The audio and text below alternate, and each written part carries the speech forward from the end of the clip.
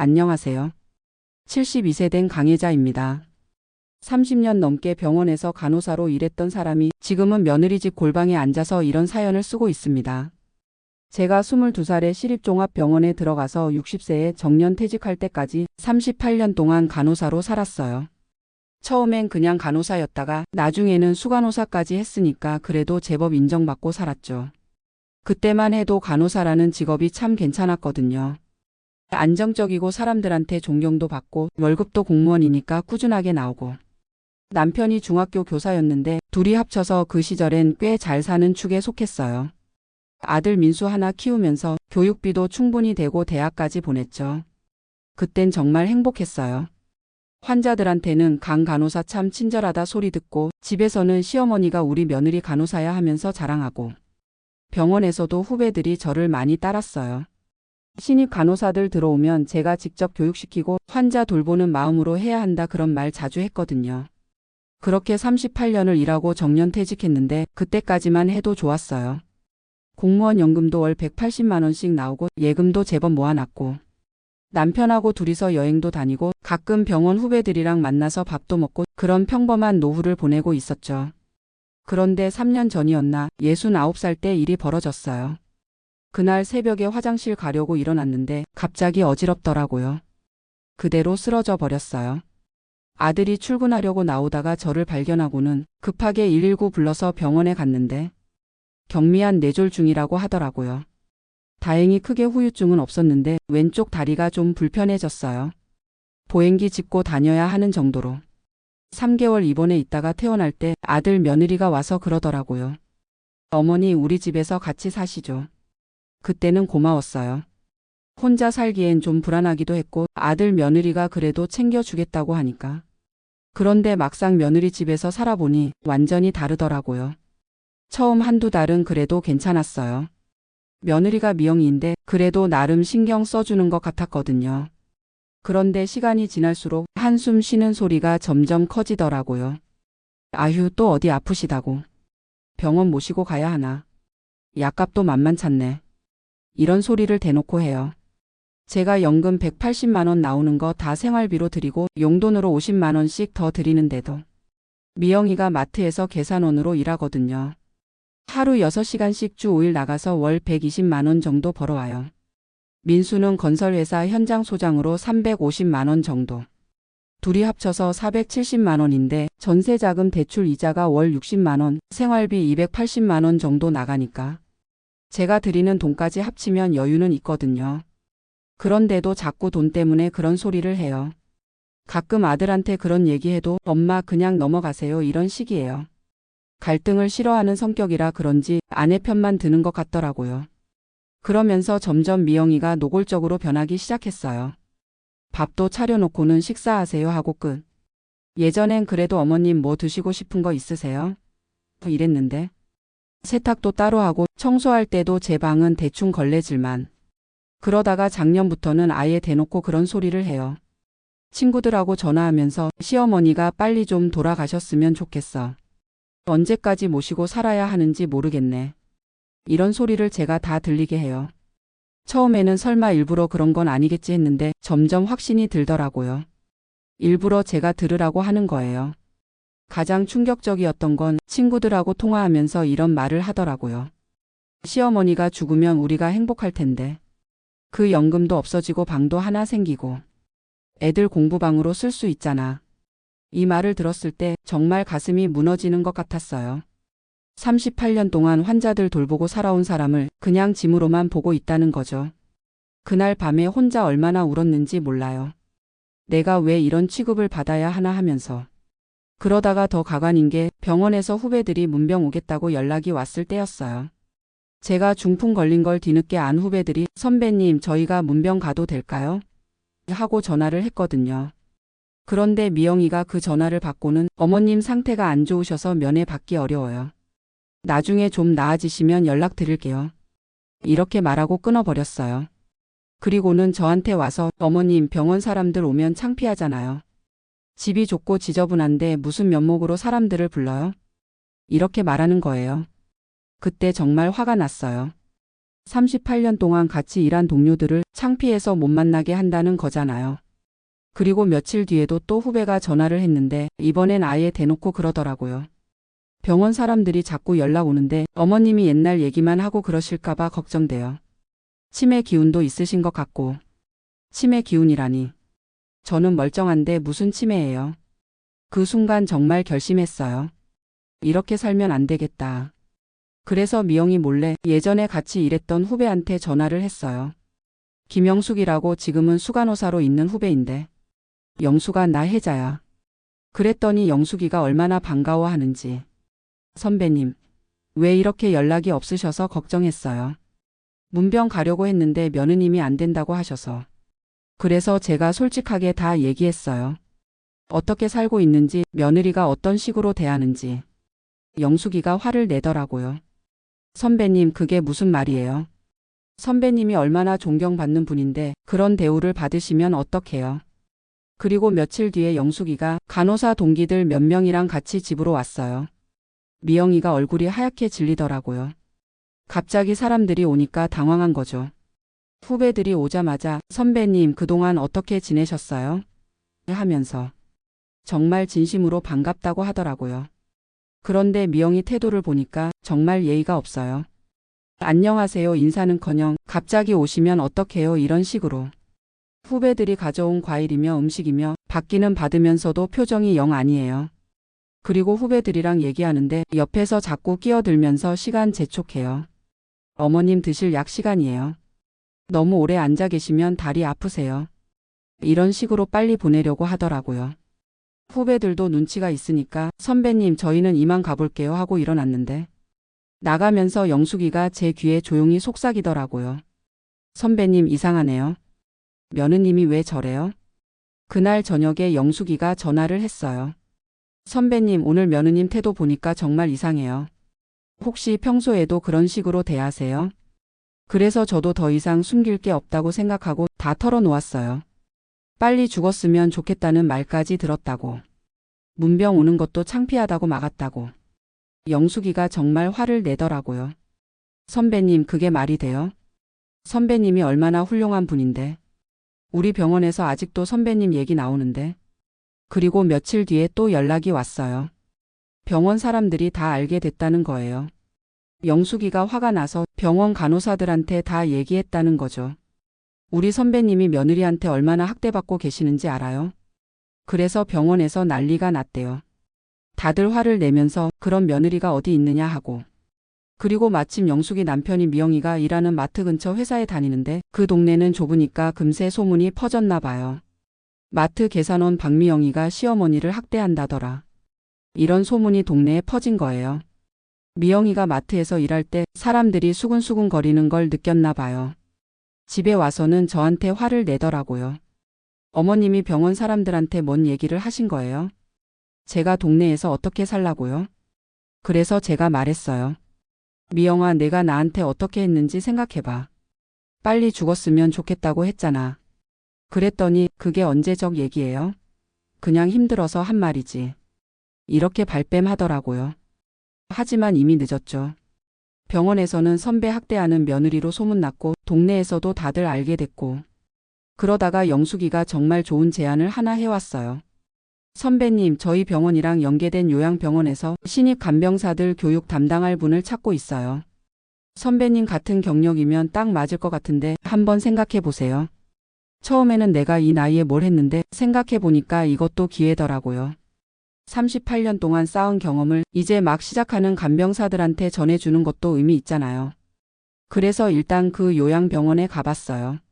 시설도 괜찮고 원장님도 제 경력 보시고 정말 반가워하시더라고요. 강 선생님 같은 분이 와주시면 우리 신입 간병사들 교육이 정말 체계적으로 될 것 같습니다. 급여는 월 150만 원 정도 주신다고 하고 거기서 생활할 수 있는 1인실도 제공해 준다고. 연금 180만 원에 급여 150만 원이면 월 330만 원이니까 혼자 살기엔 충분하죠. 그리고 무엇보다 제 전문성을 인정받는다는 게 정말 기뻤어요. 그래서 결심했어요. 미영이한테 가서 말했죠. 미영아, 나 이제 여기서 나갈 거야. 내가 그렇게 원하던 일이잖아. 미영이가 깜짝 놀라더라고요. 어머님 갑자기 무슨 소리예요? 요양병원에서 일자리도 생겼고 거기서 살 수 있는 방도 있어. 너도 이제 행복하게 살아라. 그랬더니 미영이가 당황해하면서 어머님 제가 언제 그런 말을 했다고.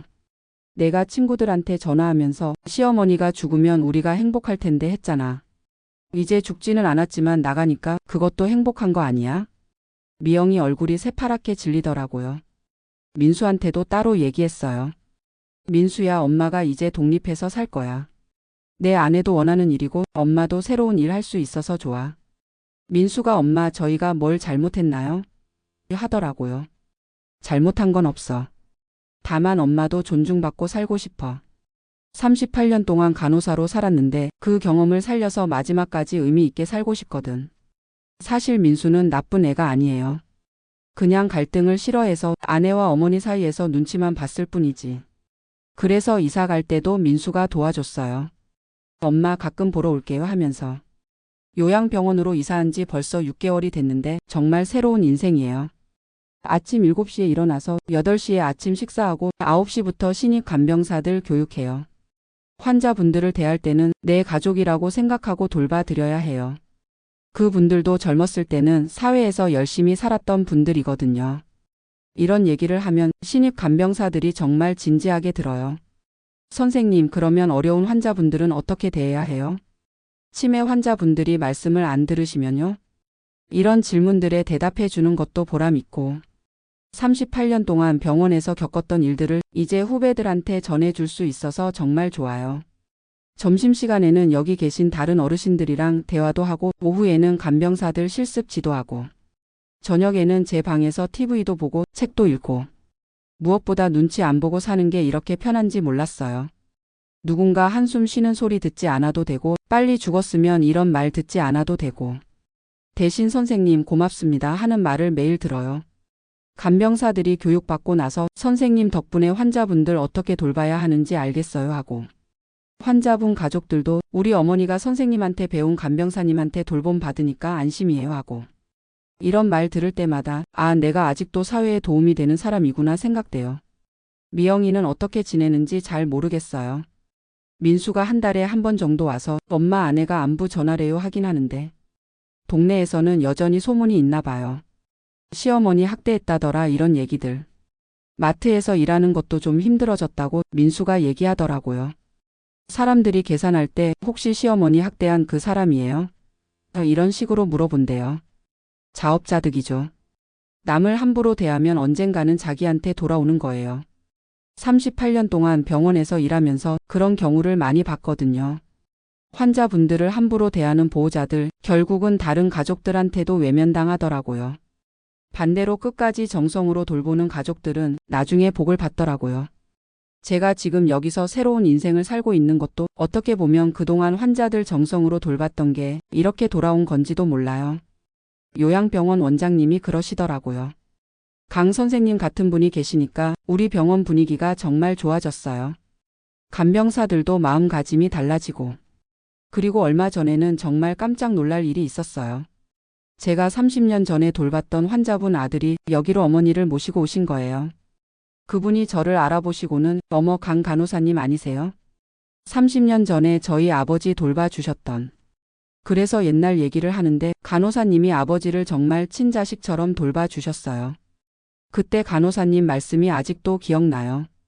환자를 돌보는 마음으로 하셨던 말씀이. 그 말을 듣는데 정말 뭉클했어요.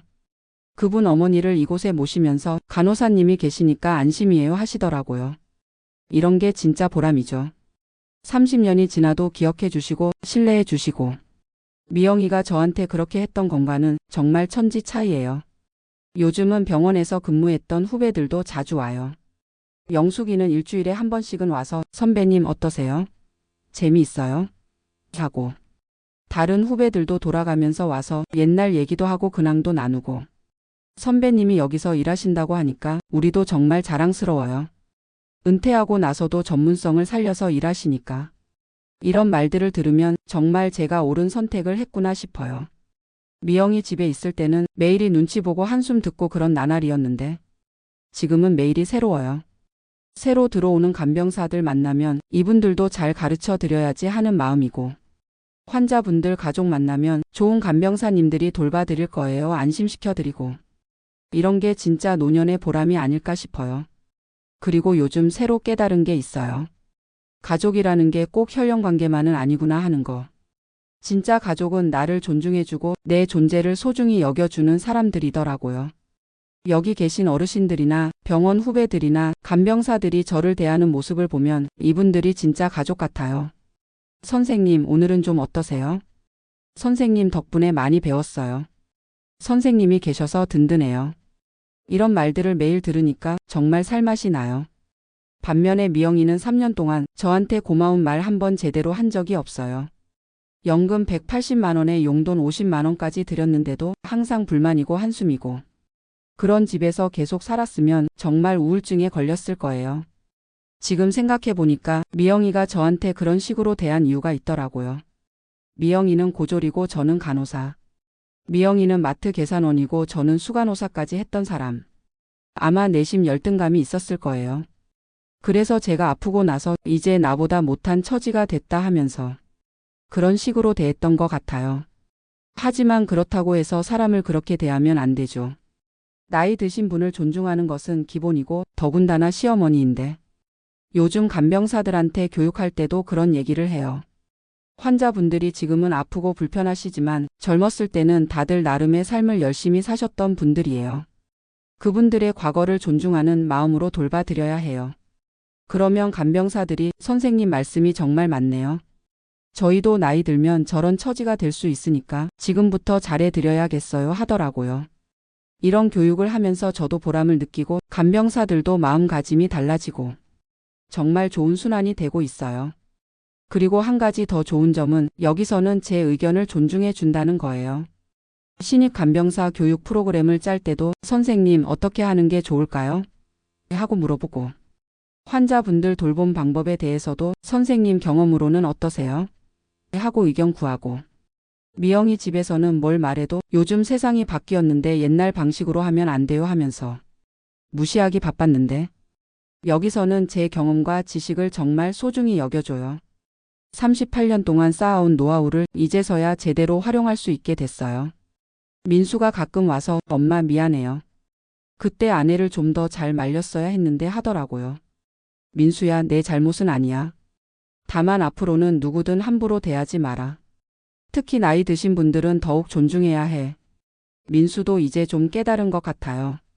아내가 저한테 어떻게 했는지, 그게 얼마나 잘못된 일인지. 그리고 동네 소문 때문에 미영이가 정말 힘들어한다고 하더라고요.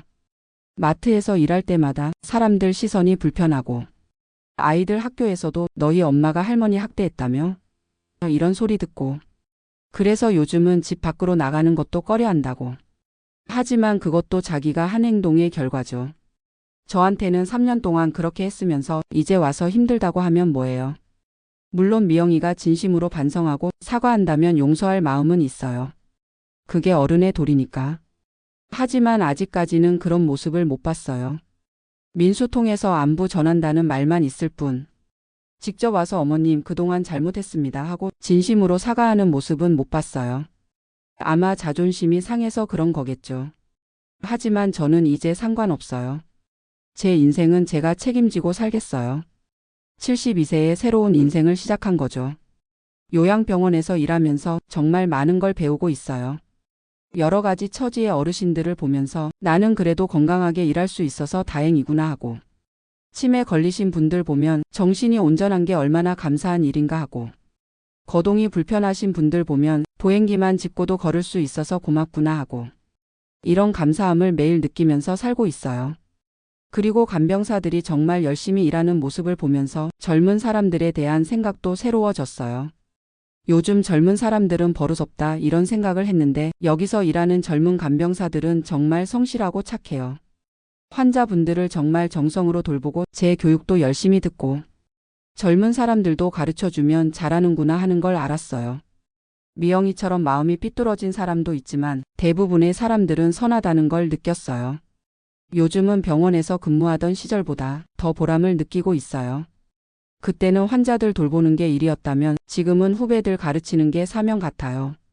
내가 38년 동안 배운 걸 이 사람들한테 잘 전해줘야겠다 하는 마음으로 그래서 매일 새로운 교육 내용을 준비하고 간병사들이 현장에서 겪는 어려움을 들어주고 해결 방법을 같이 찾아주고 이런 일들이 정말 즐거워요. 미영이 집에 있을 때는 내가 언제까지 이런 대접받으면서 살아야 하나 하는 생각만 했는데 지금은 내일은 또 어떤 새로운 일이 있을까 하는 기대감으로 잠들어요. 그리고 무엇보다 자존감이 회복됐어요. 미영이가 저를 그런 식으로 대할 때는 내가 정말 쓸모없는 사람인가 하는 생각도 들었거든요. 하지만 지금은 매일 선생님 덕분에 많이 배웠어요. 선생님이 계셔서 든든해요.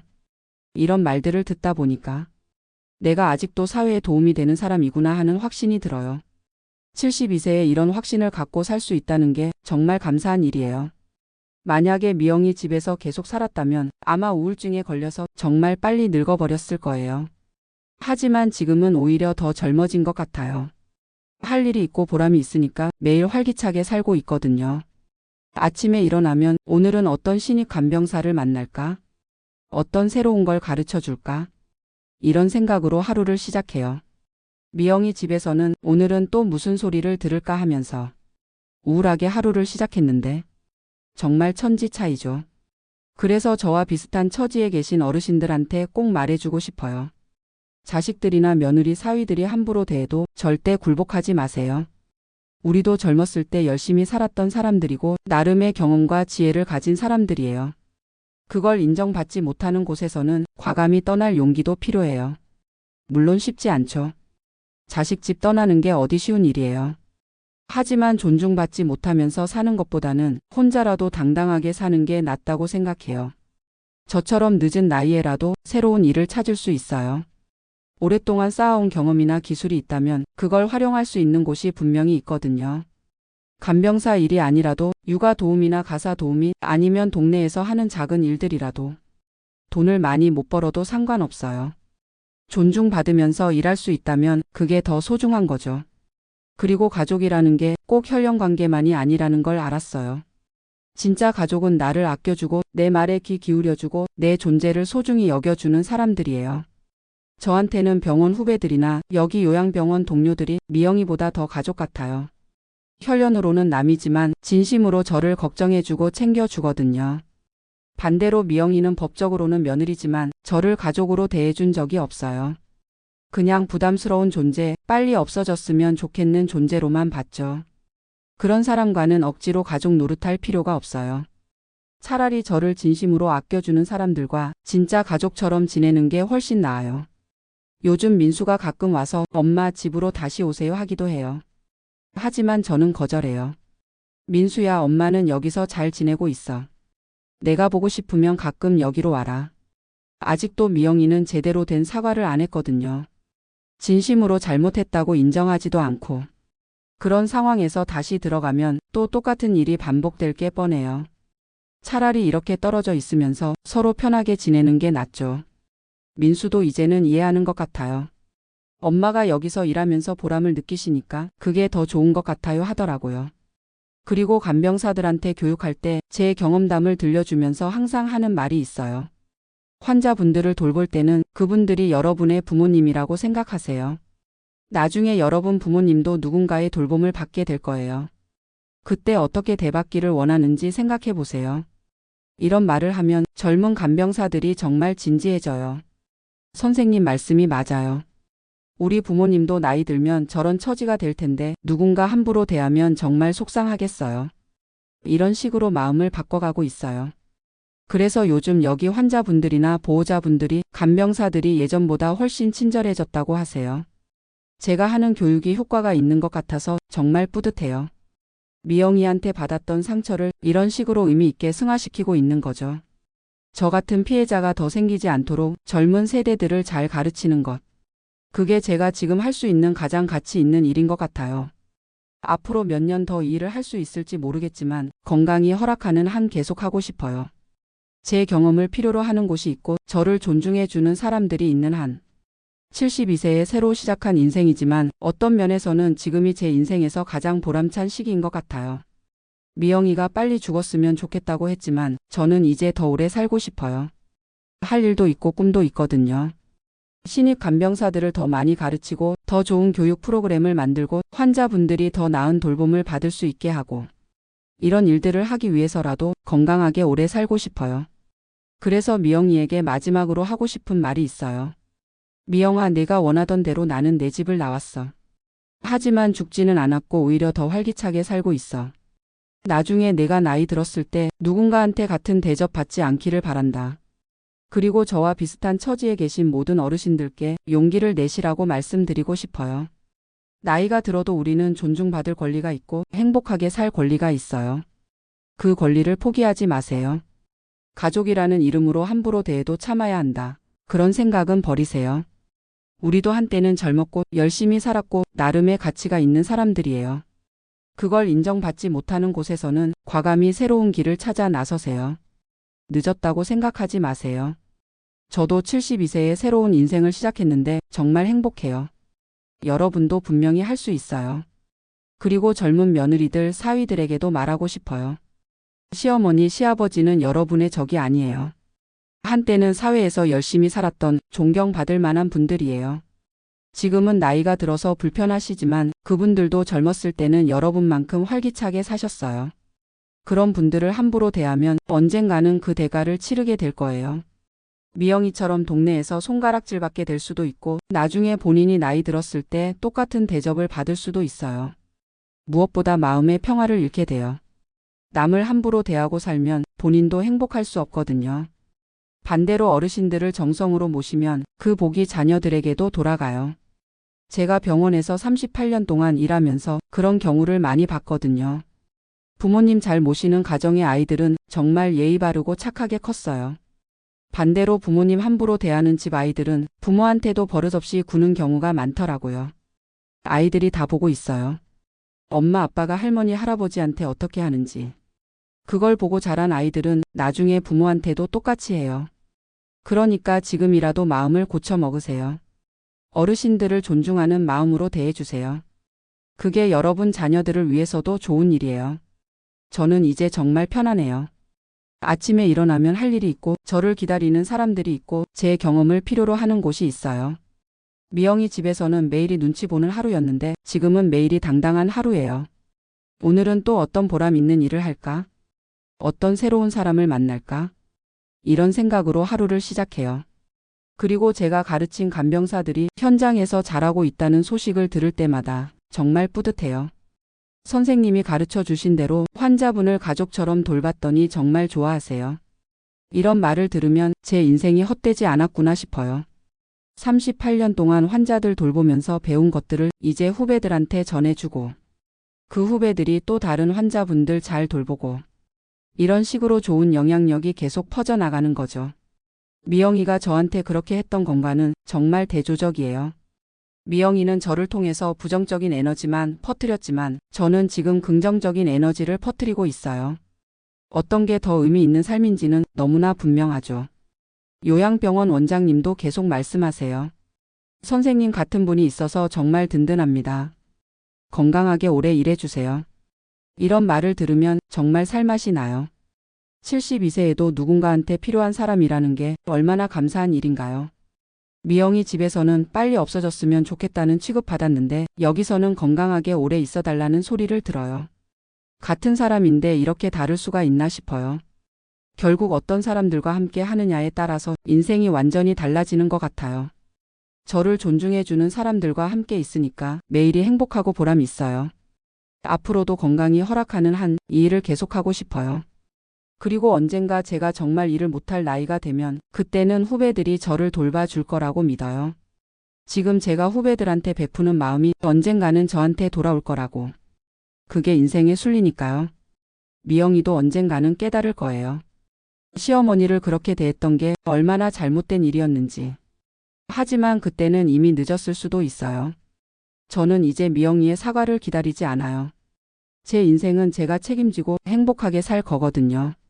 72세의 새로운 인생 정말 기대돼요.